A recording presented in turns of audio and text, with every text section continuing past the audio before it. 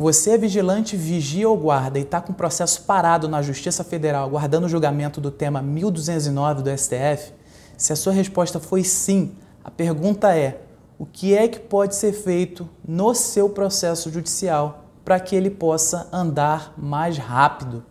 Será que tem como agilizar o processo? A resposta é sim. É por isso que eu resolvi te mostrar nesse vídeo minhas 3 estratégias para o processo de aposentadoria do vigilante poder andar mais rápido lá na Justiça Federal, onde correm todos os processos de aposentadoria. Mas eu não vou simplesmente te falar as estratégias. Eu vou te explicar aqui como é que eu faço no escritório para colocar em prática cada um desses métodos.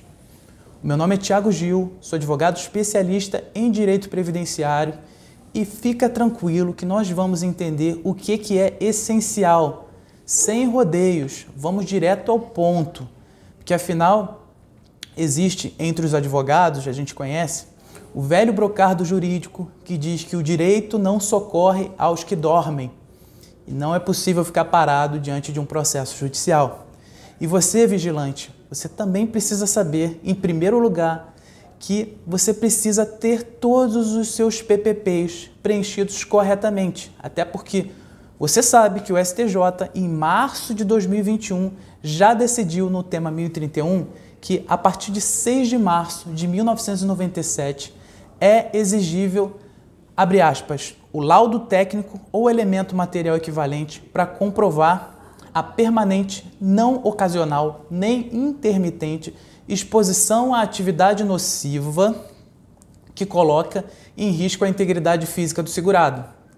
Bem, como todos vocês sabem, esse tema 1031 foi sobrestado. Os ministros do STJ, por unanimidade, já decidiram por suspender a tramitação de todos os processos em território nacional, inclusive os que tramitam lá nos juizados especiais de cada estado. Isso porque o INSS interpôs o recurso extraordinário para o STF e agora o assunto está sendo discutido no STF no tema 1209. Mas, pessoal, o objetivo desse vídeo aqui não é tratar do que está sendo discutido lá no STF. Esse assunto vai ficar para um próximo vídeo. O que eu quero responder é a seguinte questão: o que fazer para dar efetividade ao seu processo para que ele ande mais rápido, para que seja um processo para que tenha altas possibilidades da gente conseguir uma vitória no final do processo e para que ele ande mais rápido. A primeira estratégia é solicitar à empresa a correção do PPP. 2 PPPs, no caso, né? Porque eu vejo muito PPP aqui no escritório, quando chega, preenchido de forma incorreta, principalmente em relação aos campos 14 e 15, que tratam lá da profissiografia e da exposição aos fatores de risco. Gente, esses são os campos principais do PPP e no caso do vigilante, eu observo que o campo 14 da profissiografia é ainda mais importante que o campo 15, que tem geralmente lá a exposição ao ruído abaixo do limite de tolerância. É ou não é? Você que é vigilante, você pode ter seu PPP aí, a maioria dos casos, está abaixo de 85 decibéis, que é o limite de tolerância. E por que afinal esse campo 14 eu digo que é mais importante? Porque a descrição das atividades tem que estar correta. Ainda mais se você é vigilante que faz uso de arma de fogo. A gente não vai ficar aqui esperando o STF decidir se a atividade especial se caracteriza pelo uso ou não de arma de fogo, para depois, quando o processo retomar seu curso normal, o juiz venha a intimar a parte autora, no caso nós, para no prazo de 15 dias juntar aos autos o LTCAT relativo a determinada empresa, porque ele viu que o PPP está todo preenchido incorretamente, né? Acontece muito isso, gente. Então, os PPPs têm que estar corretos. Tá? Pessoal, outros pontos também. Muitas vezes nós pedimos a retificação do PPP na esfera trabalhista, porque lá é mais fácil conseguir. Tá? E outra coisa, mesmo que você ainda não tenha conseguido o PPP de alguma empresa, está com dificuldade lá deles te fornecerem esses documentos para colocar no processo, é possível que o advogado junte o PPP no processo previdenciário, claro, você pode tomar a atitude de ficar buscando junto à empresa ou seu advogado tomar essa atitude também, né? E pode ser juntado esse PPP até mesmo na fase recursal do processo, quando o processo estiver terminando, tá? Porque isso não impede que o juiz conheça o teor do documento, né? Até porque vai ser dada vista ao INSS, respeitando-se o contraditório. Tá? E isso não é considerado má-fé processual, você juntar um documento lá no final do processo, não tem problema. Tá? A jurisprudência é clara nisso. Falando nisso, eu sempre falo aqui nos vídeos, tá, que a empresa ela é obrigada por lei a fornecer o PPP. Mas como não tem obrigação legal de fornecer o LTCAT, muitas empresas não dão esse documento para o empregado, e nem para nós advogados. Tá? Às vezes. O LTCAT é um documento mais amplo que o PPP. Tá? O PPP é um resumo do LTCAT, ok? Só para ficar rápido e você entender de forma rápida. É por isso que quando nós vemos aqui um PPP ruim, nós fazemos o pedido formal para a empresa para ela corrigir o PPP. E além disso, nós pedimos que a empresa envie também o LTCAT. Tá? Como se trata de um escritório de advocacia, às vezes as empresas fornecem o LTCAT, tá? Mas quando elas não fornecem, tanto o PPP quanto o LTCAT, nós juntamos lá nos autos do processo judicial o comprovante do e-mail que a gente enviou e da carta com aviso de recebimento, que a gente também faz isso, envia a carta com aviso de recebimento, para informar para o juiz que nós tentamos conseguir os documentos e a nossa tentativa foi frustrada. E aí nós pedimos para o juiz intimar a empresa para fornecer o LTCAT. Tá? Muitas vezes o próprio juiz toma essa providência de pedir para a gente ir lá buscar na empresa o LTCAT. E essa providência nossa, né, nos impede de certas situações acontecer. Por exemplo, quando nós pedimos para o juiz intimar a empresa e ele justamente faz isso que eu falei. Ele solicita que nós tomemos a providência de entrar em contato com a empresa para conseguir o documento no prazo de 15 dias. Então a gente já se antecipa. Compreenderam? Tá. Lembrando que quando tem uma informação lá do PPP que a gente está achando que está ruim, que não está boa para o processo, a gente vai e tenta colocar o LTCAT no processo. Tá? Outra coisa que eu quero falar, se você tem contato com o seu sindicato, peça para ele atuar em favor de vocês, para corrigir os PPPs. Em muitas regiões do Brasil, isso dá muito certo quando o sindicato intervém nessa questão e muitos trabalhadores são ajudados. Tá? Então, esse é o meu apelo em prol dos vigilantes. Além disso, quando o advogado juntar o PPP corrigido no curso do processo, esse documento tem que ser considerado pelo juiz, porque é um entendimento pacífico nos tribunais. Tá?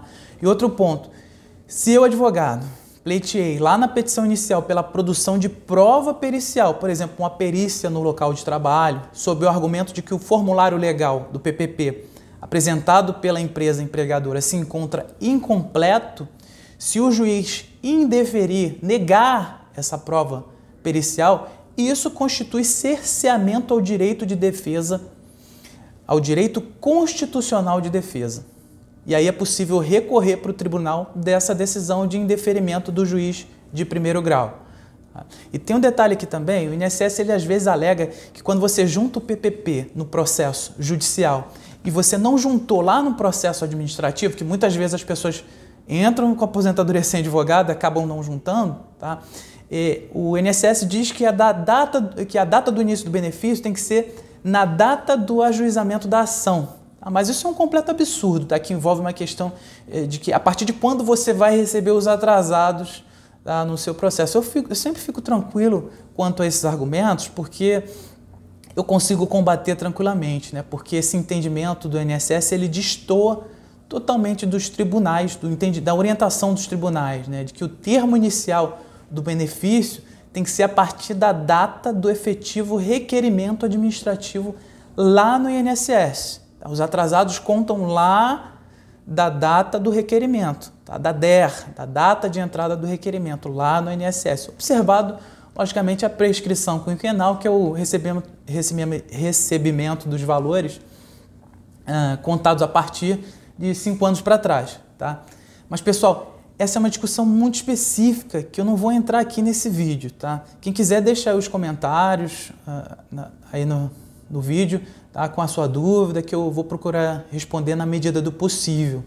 Aí, se você está gostando desse vídeo, se inscreve no canal, ativa o sino das notificações para você ficar dentro de tudo que está acontecendo na aposentadoria do vigilante. Eu já coloquei o sistema push lá do STF para me informar por e-mail tudo que acontecer nesse processo, nessa ADI, tá?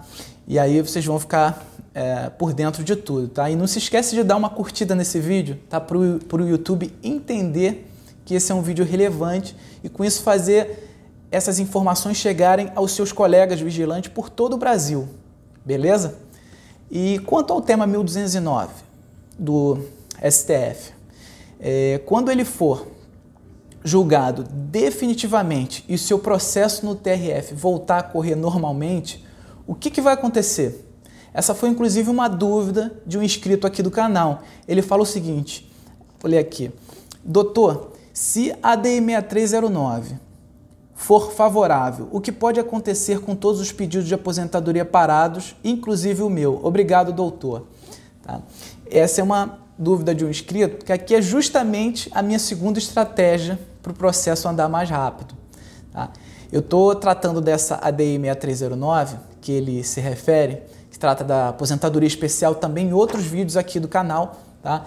E eu respondi para ele que se o processo ficou sobrestado, aguardando o julgamento de um tema pelo Tribunal Superior, lá pelo STJ ou pelo STF, quando for julgado definitivamente nesse Tribunal Superior, vai ocorrer o levantamento do sobrestamento no tribunal de origem, que é no tribunal onde corre o seu processo. Tá? Mas o juízo de origem ele pode demorar um pouco para levantar esse sobrestamento, né? Cai para nós. Você acha que o juiz do teu processo vai estar lá sentado, esperando o STF julgar o tema 1209, para no dia seguinte dar andamento ao teu processo? Claro que não. Portanto, meus amigos vigilantes, nos meus processos, a minha estratégia é fazer uma simples petição informando ao juízo a necessidade de retomar o curso do julgamento com base na tese firmada lá pelo STF. Tá? É importante lembrar que não é necessário aguardar o trânsito em julgado da tese, que é a fase em que não cabe mais recurso lá no STF. Né? O INSS não vai poder mais recorrer nessa fase, tá? Porque a jurisprudência, né, diz que a ausência do trânsito em julgado não constitui óbice, não constitui impedimento por si só ao fim da suspensão. Então, em resumo, basta a publicação do acórdão paradigma lá no STF. Isso está no artigo 1040, inciso 3 do CPC. É claro que vocês não precisam saber de legislação, mas eu falo isso só para reforçar o meu argumento, porque eu sempre uso esse artigo nos meus processos. Tá? E eu já sei que assim que o STF publicar o acórdão do tema 1209, meus colegas advogados vão comentar muito sobre isso, tá? Porque muitos ficam nessa dúvida.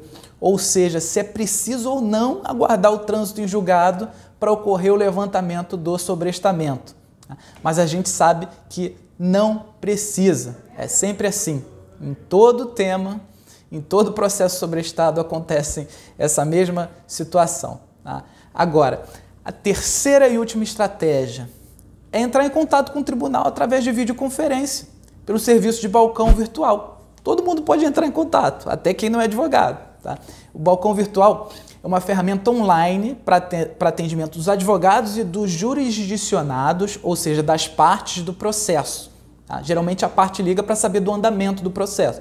E o advogado entra em contato, né, através de audiência virtual, para poder pedir alguma coisa, né? Então esse é um canal de comunicação que foi criado para atender remotamente os advogados e as partes quando elas querem tirar dúvida sobre o andamento do processo ou dar maior agilidade. Tá? E eu tenho tido ótimos resultados com isso. Às vezes eu consigo movimentar um processo que está parado até mesmo no dia em que eu entrei em contato com o servidor da unidade judiciária através do aplicativo Zoom ou do Microsoft Teams, por exemplo, né? Dependendo do tribunal.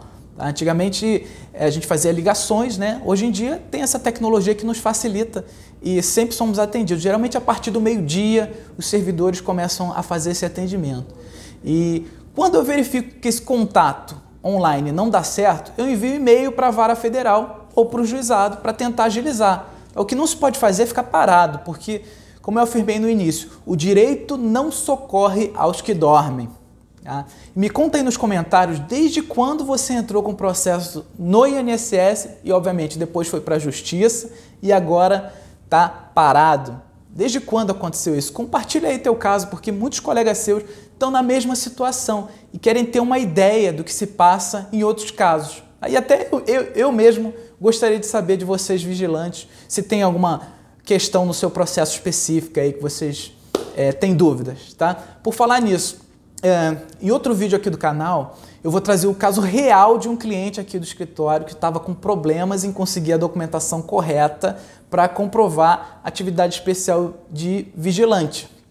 E vou contar o que aconteceu no processo dele. Tá? Enquanto isso, você pode assistir esse outro vídeo aqui do canal, tá? Que eu falo sobre o passo a passo de um processo judicial de aposentadoria especial. Tá bom, vigilante? QAP, QRV? Grande abraço!